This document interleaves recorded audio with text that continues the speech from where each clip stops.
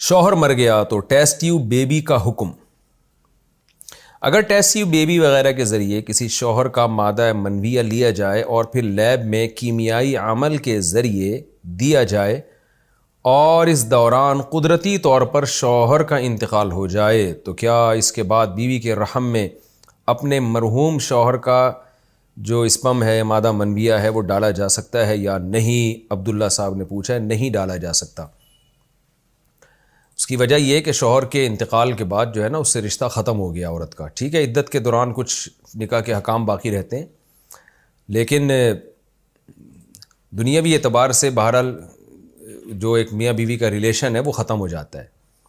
تو اس لیے اب ان کے میں کوئی بھی ایسا ریلیشن جو نکاح کے تقاضوں میں سے ہے، یعنی وہ عورت اب فراش نہیں رہی ہے۔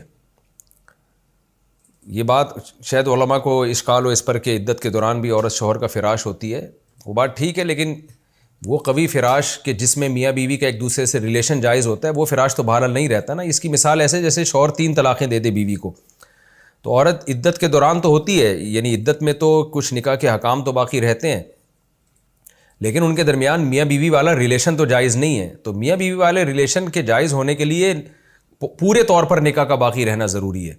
تو شوہر کے اسپرم کو کسی بھی طرح سے بیوی کے رحم میں رکھنا، یہ بھی میاں بیوی کے ریلیشن کا اس سے تعلق ہے۔ تو جب شوہر کی ڈیتھ ہو گئی تو اب وہ ریلیشن اب وہ نہیں ہو سکتا ان میں قائم، چاہے وہ براہ راست شوہر سے کوئی سیکشول ریلیشن ہو یا اس کے مقتضیات میں سے کوئی مقتضی ہو۔ تو شوہر کا اسپرم لے کے ایسی صورت میں بیوی میں رکھنا یہ بھی اسی میں داخل ہے۔ تو شوہر کی ڈیتھ کے بعد یہ جائز نہیں ہے، حرام ہے، گناہ کبیرہ ہے۔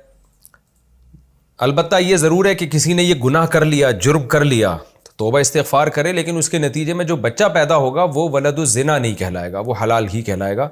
اس کی وجہ یہ ہے کہ کیونکہ فراش کا بہرحال باقی تھا اور نسب کی حفاظت کے لیے معمولی سے شبہے کو بھی کافی سمجھا جاتا ہے۔